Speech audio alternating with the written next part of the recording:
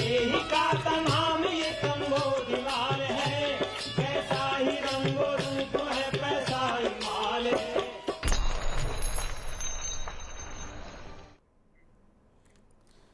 नमस्कार, मैं हूं शुभम शंकरधर। आप देख रहे हैं मनी 9। स्वागत है आपका prime time show money central में। मेरे साथ स्टूडियो में खबरों के विश्लेषण के लिए मनी 9 के एडिटर अंशुमान तिवारी जी आ गए हैं। सर, बहुत स्वागत है आपका। अंशुमान जी से चर्चा शुरू करें उससे पहले देखिए आप ये ऑन द शो आज कौन सी बड़ी खबरों को शामिल किया हमारी टीम ने इस शो में। पहली खबर मॉनसून से। दिन पर दिन बिगड़ती जा रही है मॉनसून की स्थिति। जायजा लेंगे, ट्रैकर देखेंगे। इसके बाद व्हाइट लेवल एटीएम का बढ़ेगा बाजार। जी हां, सरकार साथ दे सकती है, नए नियम कायदे कानून आ सकते हैं, फीस का रिव्यू कर रहा है आरबीआई, तो ये बाजार बढ़ सकता है। इस पर चर्चा करेंगे। अब ईएलएसएस स्कीमों का क्या होगा? जब से नई रिजीम आई है और सरकार चाहती है लोग नई रिजीम में आए, तब से इनकी लोकप्रियता घटती जा रही है, तो फिर इनका भविष्य क्या है ये समझेंगे। बजट की खबरों की चर्चा करेंगे। महंगाई के मोर्चे पर क्या हार रहा आरबीआई? बजट से मिलेगा सहारा, ये समझने की जानने की कोशिश करेंगे। दिन की बड़ी खबरों पर फिर चर्चा करेंगे। क्रिप्टो एक्सचेंज बजीरेक्स में हुई चोरी, साइबर हमला हुआ, डिजिटल एसेट चोरी हो गई। क्या सबक लें क्रिप्टो के निवेशक? ये भी चर्चा करेंगे। और इसके बाद माइक्रोसॉफ्ट पर हुआ साइबर हमला, ये आज दिन की एक और सबसे बड़ी खबर है जिस पर हम चर्चा करेंगे। अब मॉनसून की बात भारत से भी और अमेरिका की एजेंसी का अनुमान आया उसकी भी। उत्तर भारत के राज्यों में बरसात की भारी कमी की वजह से पूरे देश के लिए मॉनसून की बरसात अब डेफिसिट में पहुंच गई है। 18 जुलाई तक मॉनसून की बरसात सामान्य के मुकाबले 3% कम है। बरसात की सबसे ज़्यादा कमी पंजाब, हरियाणा, हिमाचल और जम्मू कश्मीर में देखी जा रही है। इसके अलावा पूर्व में झारखंड और उड़ीसा में भी बरसात की भारी कमी है। इस बीच अमेरिका की मौसम एजेंसी NOAA के अनुमान से 2024 का साल गर्मी का रिकॉर्ड तोड़ेगा और अब तक सबसे गर्म साल रह सकता है। NOAA ने जनवरी से जून के दौरान दुनिया भर के वैश्विक तापमान के आधार पर यह रिपोर्ट तैयार की है, जिसमें यह अनुमान लगाया गया है कि इस साल जनवरी से जून के दौरान भारत सहित दुनिया भर के अधिकतर समय में तापमान सामान्य से ज़्यादा दर्ज किया गया है। सर, अब मॉनसून की बात करते हैं। गर्मी की बात तो हमने इस बार गर्मी में भी काफ़ी की थी। मई जून में हमको याद है कई रिकॉर्ड टूटे थे। मॉनसून की स्थिति अब और ज़्यादा खराब होती दिख रही है। यहाँ अब चिंताएं कितनी मुखर हो रही हैं? शुभम, मानसून का चार्ट अब खरीफ के लिए चिंताजनक हो रहा है। अगर हम मानसून के आंकड़े को करीब से देखें तो अब पूरे भारत में जो रेन का डेफिसिट है या वर्षा का डेफिसिट है वो करीब 3% से ऊपर निकल गया है। हम चार्ट को करीब से देखने की कोशिश कर रहे थे। ये देखिए राज्यों की स्थिति है, जहाँ झारखंड में 47% तक की शॉर्टेज है। ऑलमोस्ट झारखंड में अब पार्शियली ड्राउट जैसी स्थिति बनती दिखाई दे रही है, क्योंकि अगर बारिश नहीं होती है तो झारखंड के लिए हरियाणा, पंजाब, हिमाचल, उड़ीसा और छत्तीसगढ़ में थोड़ी सी रिकवरी दिखाई दी है। बाकी जगह अभी भी 30% से ज़्यादा का रेनफॉल डेफिसिट दिख रहा है, जबकि हम जुलाई के अंत की तरफ खिसक रहे हैं 19 तारीख के आसपास। आंकड़ों को और करीब से देखने पे दिखाई देता है कि 21 जून से लेकर 5 जुलाई तक और 5 जुलाई के बाद 18 जुलाई तक केवल 3 दिन ऐसे रहे हैं जब पूरे भारत में रेनफॉल सामान्य से ऊपर गया है, और वो 3 दिन थे 6 जुलाई, 7 जुलाई, 8 जुलाई और 9 जुलाई। इन 4 दिनों के बाद अगर आप पूरा जून से लेकर अभी तक के 18 जुलाई तक के आंकड़े हमारे पास हैं, पूरी तस्वीर देखें तो लगातार भारत में डेफिसिट बना हुआ है। जून वाले हिस्से में डेफिसिट काफ़ी ज़्यादा था, पर अब भी वो डेफिसिट कंटिन्यू कर रहा है 10 जुलाई के बाद से। और ये चिंताजनक बात है क्योंकि करीब 10 राज्य भारत के ऐसे हैं जहां 25% से कम बारिश हुई है। रिजर्वायर्स के आंकड़े भी चिंता पैदा कर रहे हैं। 18 जुलाई के आंकड़े के हिसाब से हमारे पास जो रिजर्वायर के आंकड़े मिले हैं उनमें भी 13 से 14% की कमी है पिछले साल की तुलना में। भारतीय reserve bank white level ATM के जरिए ट्रांजैक्शन पर लगने वाली चार्ज की समीक्षा कर रहा है। इसके लिए केंद्रीय बैंक ने एक समिति का गठन किया है। ये समिति मौजूदा पॉलिसी और प्रैक्टिस का मूल्यांकन करेगी। आरबीआई की इस पहल का मकसद व्हाइट लेवल एटीएम के कारोबार को उचित और टिकाऊ मॉडल पर लाना है। उद्योग के अनुमान के अनुसार देश में इन एटीएम का मार्केट करीब 9% से ज़्यादा के CAGR से बढ़ रहा है। सर, एक चीज़ तो ये बता दीजिए कि व्हाइट लेवल एटीएम होते कौन से और कितने चार्जेस हैं अभी? वाइट लेबल एटीएम सामान्य बैंकों के एटीएम से अलग होते हैं। हुआ ये था कि 2012 में सरकार ने ये तय किया था, आरबीआई ने ये डिसाइड किया था कि देश के अलग अलग हिस्सों में जहां बैंकिंग नेटवर्क कमज़ोर है या राज्यों में या छोटे कस्बों में जहां बैंक अपने एटीएम्स उतने पर्याप्त संख्या में नहीं लगा पाते, वहां और भी कंपनियों को, नॉन बैंकिंग कंपनीज को भी एटीएम सेवाएं देने के लिए प्रेरित किया जाए और इसके लिए उनको लाइसेंस दिए गए थे। तो अगर आपको किसी शहर में किसी बैंक या फिनटेक कंपनी के अलावा किसी दूसरी कंपनी के एटीएम दिखते हैं तो दरअसल वाइट लेबल एटीएम कहे जाते हैं। उन एटीएम्स को पीछे कोई बैंक सपोर्ट करता है, एक सिस्टम सपोर्ट करता है, वहां कोई भी डेबिट कार्ड या क्रेडिट कार्ड ले जाकर आप अपना ट्रांजैक्शन कर सकते हैं। अब यहाँ चार्जेस को लेकर जद्दोजहद है रिजर्व बैंक के बीच में और वाइट लेबल एटीएम ऑपरेटर्स के बीच में और बैंकों के बीच में, क्योंकि अल्टीमेटली वो बैंकों के लिए बिजनेस लेकर आ रहे हैं, वो बैंकों की विंडो के तौर पर काम कर रहे हैं ग्राहकों को पैसा दिलवाने के लिए। जो ट्रांजैक्शन चार्जेस हैं बैंकों के बीच में कार्ड में, वो करीब करीब फिनेंशियल ट्रांजैक्शन पर 17 रुपये हैं और नॉन फिनेंशियल ट्रांजैक्शन पर 6 रुपये हैं। इनको इसका मतलब ये कि यदि आपके पास एक्स बैंक का या एसबीआई बैंक का क्रेडिट कार्ड है और उसे आप एचडीएफसी बैंक के एटीएम से विड्रॉ कर रहे होंगे तो उसका एक चार्ज होता है जो बैंक आपस में एक दूसरे को पे करता है। अगर आप कुछ भी विड्रॉ नहीं कर रहे हैं, केवल जाकर वहाँ अपना अकाउंट चेक कर रहे हैं या कोई और सर्विसेज ले रहे हैं जो नॉन फिनेंशियल सर्विसेज, उस पर 6 रुपये का चार्ज है। अब ये जो वाइट लेबल एटीएम्स थे, इन्होंने ये प्रपोज किया था कि हमको कम से कम 30 रुपये का चार्ज दिया जाए फिनेंशियल ट्रांजैक्शंस पर और नॉन फिनेंशियल ट्रांजैक्शन पर 10 रुपये का चार्ज दिया जाए। बैंकों को इसमें दुविधा और दिक्कत हो रही है क्योंकि ये चार्ज काफ़ी ऊंचा है। वाइट लेबल एटीएम्स सेपरेट कंपनियां हैं जिन्हें अपने एटीएम्स के कारोबार को चलाने के लिए इस किस्म के चार्जेस की ज़रूरत है। तो आरबीआई अब इस पर विचार कर रहा है। दरअसल चार्जेस के कारण वाइट लेबल एटीएम्स का जितना विस्तार होना चाहिए था उतना हो भी नहीं पाया। चीन की स्मार्टफोन कंपनी शाओमी और वीवो एक बार फिर से भारत में सबसे ज़्यादा स्मार्टफोन बेचने वाले दिग्गज बन गए हैं। जून तिमाही से पहले कोरियाई स्मार्टफोन कंपनी सैमसंग भारत में सबसे ज़्यादा स्मार्टफोन बेच रही थी, लेकिन अब सैमसंग तीसरे स्थान पर खिसक गई। जून तिमाही के दौरान भारत में जितने स्मार्टफोन बिके उनमें 18% हिस्सेदारी केवल शाओमी और वीवो की रही, सैमसंग 17% रहा। सर, मोबाइल बाजार में प्रतिस्पर्धा इस समय किस तरह की दिख रही है आपको? बाजार में कोई बड़ी ग्रोथ नहीं है। जो ताज़ा आंकड़ा है 2024 की दूसरी क्वार्टर का जो हमें दिखाई दिया है उसमें ओवरऑल स्मार्टफोन मार्केट में केवल 1% की बढ़ोतरी दिखाई दी।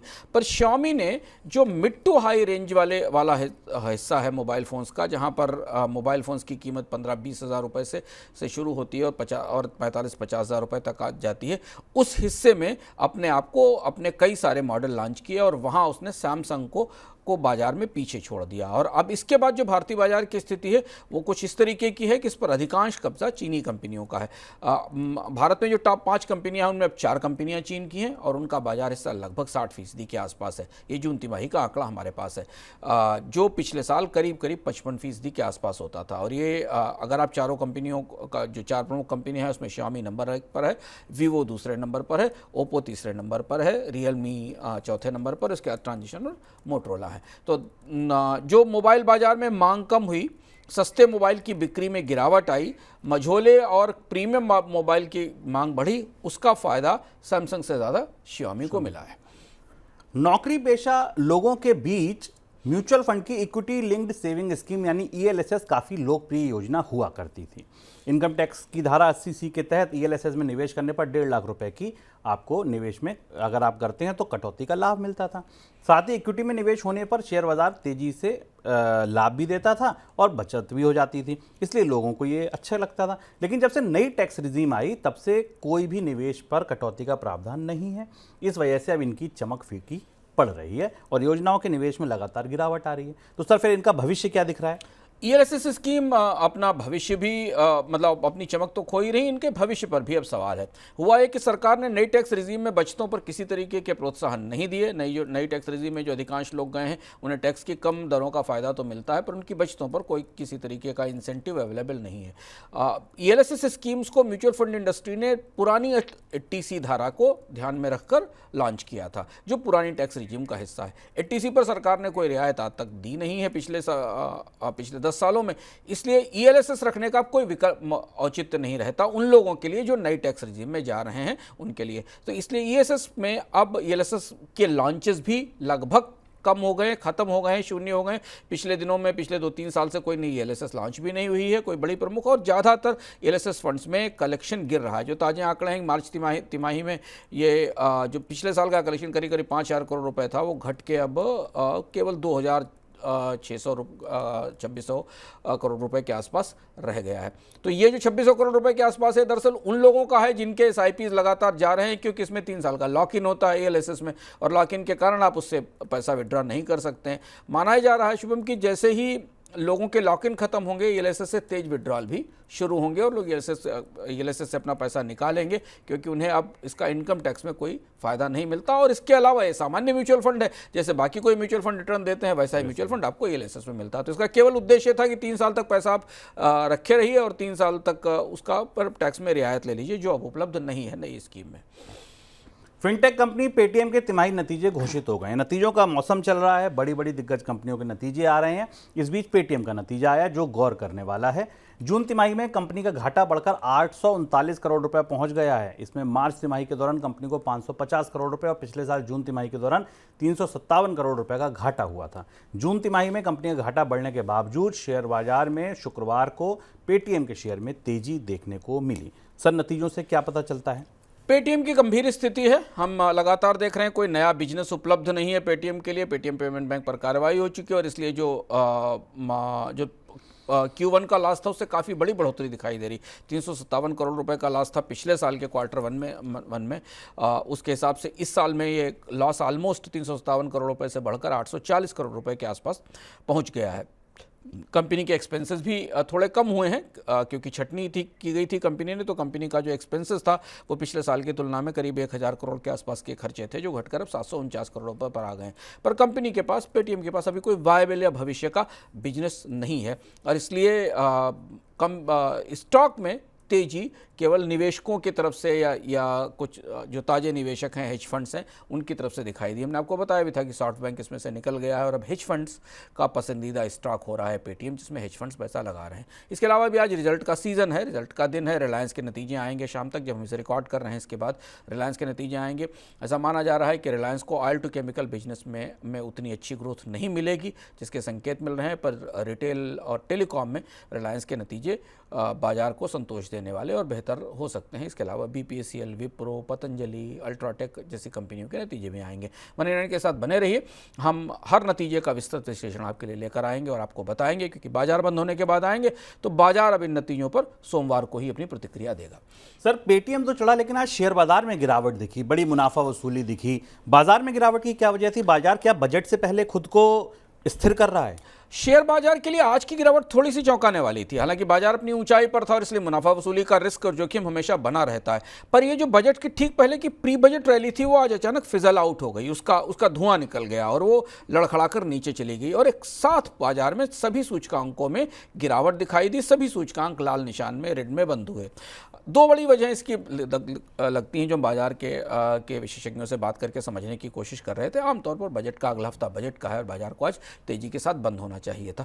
पहली चीज तो यह कि बजट से बाजार ये संकेत ले रहा है कि बजट उनके लिए कोई नेगेटिव सरप्राइज लेकर आ सकता है। हालांकि बातें दोनों तरफ की हैं। कैपिटल गेंस को लेकर आशंका भी कि कैपिटल गेंस को लेकर सरकार ऐसे प्रावधान कर सकती, जिसका असर बाजार की अंतर्धारणा पर, सेंटीमेंट पर खराब हो सकता है।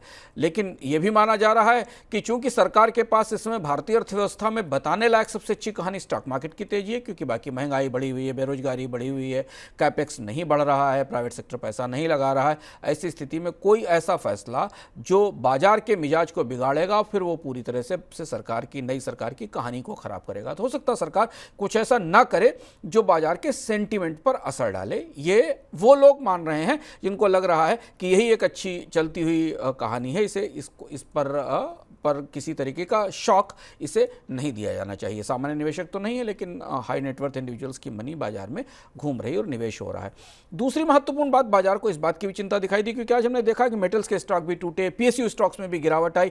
आमतौर पर ये उम्मीद की जा रही थी शुभम कि बजट में इनके लिए कुछ बड़ी घोषणाएं होंगी, पर बाजार को ये लग रहा है कि सरकार इस बार बजट से बॉन्ड मार्केट को टारगेट करेगी, क्योंकि बॉन्ड मार्केट में निवेश आ रहा है और भारत की साख बेहतर करने की कोशिश की जाएगी। और उसकी पहली शर्त है कि राजकोषीय घाटे पर नियंत्रण किया जाए और कर्ज में कमी की जाए। तो अगर इस तरीके का बजट पेश करती हैं वित्त मंत्री निर्मला सीतारमण, जो कि कर भी सकती हैं क्योंकि सरकार चुनाव के बाद सत्ता में वापस आ गई है, उन्हें बड़ी रियायतों की और उदारता की ज़रूरत नहीं है। और अगर वो फिस्कल पाथ को भारत देश के राजकोषीय घाटे को नियंत्रित करने का सख्त व्यवस्था करती हैं तो फिर सरकार के खर्च में कमी होगी या कोई बड़ी बढ़ोतरी नहीं होगी। और ये भी बाजार एहसास कर रहा है कि अगर कोई बड़ी बढ़ोतरी नहीं होती है कैपेक्स में, पीएसयूज में, तो फिर बाजार की जो सेंटीमेंट, प्री बजट सेंटीमेंट बना था वो सस्टेन नहीं कर पाएगा। और इसलिए भी आज हमने बाजार में तेज गिरावट देखी। तो बाजार बजट को लेकर अब एज पर है, सतर्क है, बहुत उत्साहित सा नहीं दिखाई दे रहा है। एक दिन का समय बचा है, सोमवार को बाजार की ट्रेडिंग से हमें इसका रुख मिलेगा कि बाजार को लेकर, बजट को लेकर कैसी संभावनाएं बन रही हैं। चलिए, अब आज रिजर्व बैंक के बहाने, आरबीआई के बहाने कुछ बजट की बात कर लेते हैं।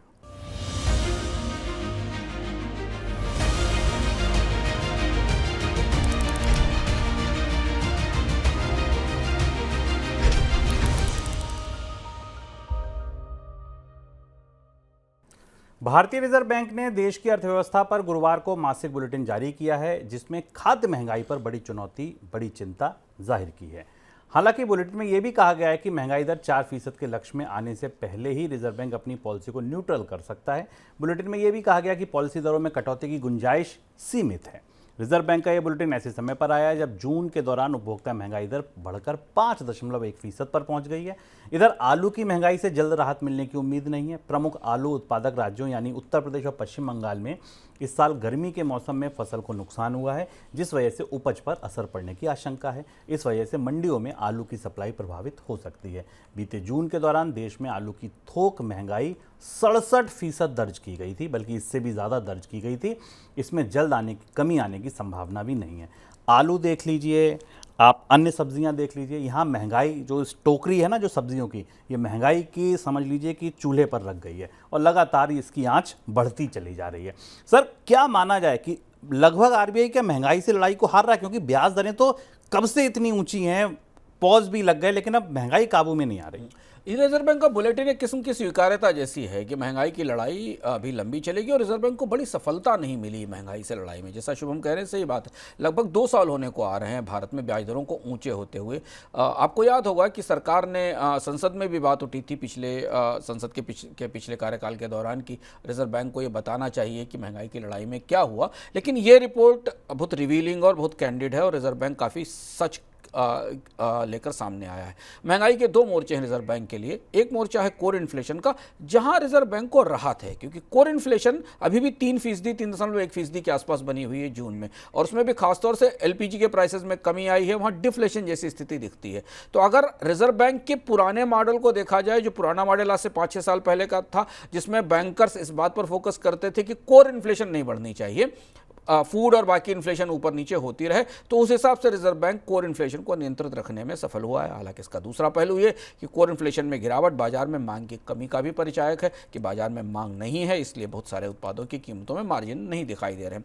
लेकिन दूसरी तरफ रिजर्व बैंक ने अपनी इस बुलेटिन में साफ साफ कहा है कि सब्जियों में तेजी, खाद्य महंगाई के कारण जो महंगाई पर नियंत्रण की कोशिश चल रही थी उसको गहरा झटका लगा है और जो डिसइन्फ्लेशन का ट्रेंड बन रहा था वो अब गिरने लगा है, यानी उसके वो बाजी अब हाथ से फिसल रही है। खाद्य महंगाई पर हम बार बार आपको अलग अलग तरीके से बताते रहे कि पूरी की पूरी बास्केट तेजी में है, और इसलिए जो रिजर्व बैंक ने इस बुलेटिन में कहा शुभम, वो सबसे महत्वपूर्ण था जिसे समझना हमारे लिए जरूरी है। रिजर्व बैंक ने कहा कि वो अपना स्टांस तो चेंज कर देगा। मौद्रिक भाषा में स्टांस काफ़ी महत्वपूर्ण माना जाता है। कहा जाता है कि कोई केंद्रीय बैंक आने वाले समय के लिए ब्याज दरों का रुख कैसा रहेगा, इसको लेकर वो अपने नज़रिए को घोषित करता है, और इसके लिए बर्ड एनालॉजी का इस्तेमाल किया जाता है, चिड़ियों वाली, कि वो हॉक है या मॉडरेट है। तो ऐसा तो कहा आरबीआई ने बाजार को राहत देने के लिए, बॉन्ड बाजार को खासतौर से राहत देने के लिए, कि अगर महंगाई की दर 4% से नीचे नहीं आती तो भी उसके पहले रिजर्व बैंक ये कह देगा कि बाजार में दरें बढ़ाने की उम्मीद नहीं है क्योंकि जब स्टांस चेंज होने का मतलब है कि रिजर्व बैंक अब बाजार में ब्याज दरें नहीं बढ़ाएगा, पर कम कब होंगी ये उसने बिल्कुल नहीं कहा। और उसी दूसरी ही सांस में उसने ये कह दिया कि इतनी भी सुविधा नहीं उपलब्ध है अभी पॉलिसी में कि ब्याज दरों में कमी की जा सके। लगभग ऐसी ही बात जेरोम पावेल ने अपने हाल फिलहाल की मौद्रिक पॉलिसी समीक्षा के बाद कही थी। और इसलिए अब यहाँ से इस खाद्य महंगाई की रोशनी में, बिगड़ते मानसून के मिजाज की रोशनी में, जिसको हमने आपको प्रारंभ में बताया, सब्जियों की तेजी की रोशनी में, ऐसा लग रहा है कि महंगी ब्याज दरों का दौर लंबे समय तक चलेगा और रिजर्व बैंक इस मामले में कोई जोखिम नहीं लेने वाला है। अब दरअसल ये बुलेटिन देते हुए शुभम, एक तरह से आरबीआई गवर्नर ने यह भी कह दिया है इसमें कहीं ना कहीं संकेतों में कि over to finance minister, over to budget. अब बजट कुछ करे तो हो सकता हम तो भर पाए, कर पाएगा कुछ बजट है कुछ। अब बजट के हालांकि बजट के भाषण में आप भारतीय अर्थव्यवस्था के बारे में बहुत अच्छी बातें सुनेंगे, पर महंगाई बजट के लिए के इस पूरे भाषण से महंगाई उभर कर सामने आएगी, निकलेगी, झांकती रहेगी वित्त मंत्री के पीछे से, क्योंकि रिकॉर्ड महंगाई है और ख़ासतौर से उन फसलों में, उन उत्पादों में महंगाई है जिनका भारत में उत्पादन होता है। बजट प्रत्यक्ष रूप से उस महंगाई को कम करने के लिए क्या कर सकता है? कोई सीधे तौर पर बजट के हाथ में कोई ऐसा विकल्प उपलब्ध नहीं है जिससे महंगाई में कमी की जा सके। वित्त मंत्री एमएसपी बढ़ाने के लिए कुछ रियायतें घोषित कर सकती हैं। वित्त मंत्री चाहे तो कुछ उत्पादों के ऊपर टैक्स में कमी की संभावना टटोल सकती हैं, लेकिन बजट से इस महंगाई में नियंत्रण पर कोई सीधा कदम उठाए जाने की उम्मीद नहीं है, बल्कि ये कहा जाएगा कि आने वाले समय में सरकार इस पर ध्यान रखेगी। हाँ, एक फैक्टर है जिस फैक्टर में शायद वित्त मंत्री घोषणा कर सकती हैं, वो इंपोर्ट ड्यूटी में कमी है। अगर इंपोर्ट ड्यूटी में कुछ और रियायत कुछ उत्पादों पर दी जाए तो हमें आश्चर्य नहीं होगा, लेकिन इससे फिलहाल महंगाई की ट्रेजेक्ट्री अभी काफ़ी मजबूत है और काफ़ी जिद्दी किस्म की खाद्य महंगाई हमें दिख रही है। आगे बढ़ते हैं दिन की सबसे बड़ी खबरों की तरफ।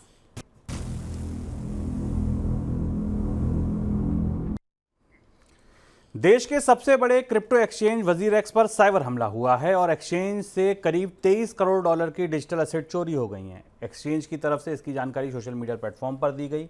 वजीरएक्स उन चुनिंदा क्रिप्टो एक्सचेंज में शामिल है जो फाइनेंशियल इंटेलिजेंस यूनिट के साथ पंजीकृत है और भारत में क्रिप्टो ट्रेडिंग की सुविधा उपलब्ध कराता है। सर, वजीरएक्स पर यह हमला कैसे हुआ? वजीरएक्स पर साइबर अटैक काफ़ी बड़ा है और किसी भी हाल फिलहाल के किसी साइबर एक्सचेंज पर ये अटैक की जो गंभीरता है वो खासी दिखती है। ये माना जा रहा है कि करीब वजीरएक्स के इसके हमले से 23 करोड़ रुपए के आसपास का लॉस हुआ है और काफ़ी निवेशकों के पैसे इसमें फंसे हैं। वजीरएक्स के इस हमले के बाद ट्रेडिंग बंद करनी पड़ी है। कई सारे इम्पॉर्टेंट कॉइन्स की कीमतों में गिरावट आई है। यह माना जा रहा है कि इस भारतीय एक्सचेंज से क्रिप्टो करेंसी की चोरी हुई है। हालांकि कंपनी ने स्पष्ट रूप से इस बारे में नहीं बताया, लेकिन क्रिप्टो करेंसी की बड़ी चोरी होने का खतरा दिखाई दे रहा है। और ये आज की एक और उस बड़ी घटना के साथ जुड़ता है कि साइबर अटैक अब किस स्तर तक और कितने बड़े हो चुके हैं। सर, क्रिप्टो निवेशकों को इससे क्या सीख लेनी चाहिए? क्रिप्टो निवेशकों को हम बार बार ये बात कहते हैं कि क्रिप्टो की दुनिया जो कि पूरी तरह तकनीक पर विकसित है, वहाँ एक्सचेंजों के पास अभी साइबर सिक्योरिटी के साधन उपलब्ध नहीं है। इतना बड़ा एक्सचेंज, इतनी सारी पैसे, लोगों का इतना बड़ा भरोसा और एक हैकर उसमें घुसकर उससे क्रिप्टो चुरा लेता है। ये हम बता रहे हैं, ये स्थिति ये बताती है कि क्रिप्टो की दुनिया कितनी जोखिम भरी और कितनी खतरनाक, और इस पर पैसा लगाने के बाद नुकसान होने की गुंजाइश कितनी ज़्यादा है। और जिस तरीके से पिछले 2 साल के भीतर दुनिया में मालवेयर के और साइबर अटैक्स की प्रक्रिया बढ़ी है, हमने हाल फिलहाल में क्रिप्टो का भी जिक्र किया था, उसमें क्रिप्टो सबसे बड़े निशाने पर है। और बराबर क्रिप्टो वॉलेट्स में, क्रिप्टो एक्सचेंजेस में तरह तरह से अटैक करके इस पूरी क्रिप्टो व्यवस्था को टारगेट किया जा रहा है। माइक्रोसॉफ्ट के क्लाउड कंप्यूटिंग प्लेटफॉर्म माइक्रोसॉफ्ट अजूरे में खराबी की वजह से भारत और दुनिया भर के कई हवाई उड़ानों पर असर पड़ा है। सबसे बड़ी भारतीय एयरलाइंस इंडिगो ने कहा है कि माइक्रोसॉफ्ट अजूरे में खराबी की वजह से एयरपोर्ट और संपर्क केंद्रों पर वेटिंग टाइम बढ़ गया है। इस सॉफ्टवेयर में खराबी की वजह से अमेरिका और मलेशिया की कई उड़ानें भी प्रभावित हुई हैं। माइक्रोसॉफ्ट ने कहा है कि क्लाउड सेवा में खराबी को दूर कर लिया गया है। सर, कैसे हुआ माइक्रोसॉफ्ट पर यह हमला? शुभम, अगर गौर से देखें तो जिस बात का डर था माइक्रोसॉफ्ट में वो हो गया। मैं 2-3 महीने पहले की बात है, करीब 3-4 महीने पहले की बात है, अमेरिका में साइबर विशेषज्ञों ने ये बात बार बार कही थी कि माइक्रोसॉफ्ट का क्लाउड नेटवर्क हैकर्स के खतरे के लिए वल्नरेबल है या संवेदनशील है, और इसका बड़ा असर पूरी दुनिया में नेटवर्क पर पड़ सकता है। जो माइक्रोसॉफ्ट का क्लाउड जिसका नाम अजूरे है, जो बंद हुआ, हालांकि अब शुरू हो गया है, जिस पर अमेरिका की एयरलाइंसेस बेस्ड थी और जिसके ऊपर यूरोप के ट्रेन सिस्टम्स और बाकी सेवाएं काम कर रही थी। शुरुआत हुई ऑस्ट्रेलिया से। सबसे पहले इस संकट की पहचान ऑस्ट्रेलिया में हुई, जहां कंप्यूटर्स बंद होना शुरू हुए। उसके बाद धीमे धीमे फैलते हुए अमेरिका और ब्रिटेन में पहुंच गया। तो पहला निशाना था अजूरे, दूसरा था विंडोज़ 10 और विंडोज़ 11 के प्लेटफॉर्म्स, जिनमें अभी तक, जब तक हम यहां आपको रिपोर्ट कर रहे हैं, तब तक अजूरे को रिस्टोर कर लिया गया, ऐसा दावा किया गया कंपनी की तरफ से, पर विंडोज़ के प्लेटफॉर्म्स पर अभी भी काम चल रहा है। जो जोखिम समझ में आ रहा है, जो निकल कर आ रहा है, वो समझना इसलिए ज़रूरी है। दुनिया भर के साइबर सिक्योरिटी एजेंसीज अलग अलग तरह से आंकने की कोशिश कर रही हैं। करीब 3-4 महीने पहले अमेरिकन एजेंसीज ने कहा था कि माइक्रोसॉफ्ट का क्लाउड नेटवर्क इतना ज़्यादा संवेदनशील है कि अमेरिकी सरकार की सिक्योरिटी को खतरा हो सकता है। और उसके तत्काल बाद रशिया का एक बड़ा हैकिंग अटैक हुआ था, आपको याद होगा, अमेरिका के सिस्टम्स पर। और कहा जा रहा है कि अमेरिका के सिक्योरिटी और न्यूक्लियर एडमिनिस्ट्रेशन सिस्टम से भी काफ़ी सारी सूचनाएं चुराई गई थी। हाल फिलहाल के वर्षों में माइक्रोसॉफ्ट का क्लाउड काफ़ी बड़ा हो गया है। पूरी दुनिया के देश, सरकारें और उनकी सेवाएं, उनकी सारी सूचनाएं उस क्लाउड पर रखी जाती हैं। इससे कंपनियों की लागत में कमी होती है और यही सबसे ज़्यादा वल्नरेबल है। शुरुआती सूचनाएं जो मिल रही हैं उसमें यह भी माना जा रहा है कि माइक्रोसॉफ्ट का जो इंटरनेट एक्सप्लोरर है, जो लोगों के कंप्यूटर सिस्टम्स में पड़ा हुआ है, वो भी इस साइबर अटैक का हिस्सा बन सकता है। एक स्टीलर नाम का मालवेयर है जिस पर संदेह जाहिर किया जा रहा है कि उसने शायद ये काम किया है। आगे बढ़ते हैं झटपट खबरों की तरफ।